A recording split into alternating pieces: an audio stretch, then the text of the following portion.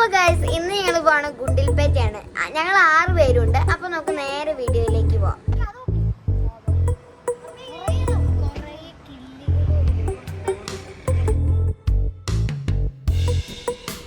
അവിടുന്ന് മഴയിൽ നിന്ന് രക്ഷപ്പെടാൻ വേണ്ടി ഇവിടെ വന്നപ്പോഴും ഇവിടെ നല്ല ശക്തമായ മഴ.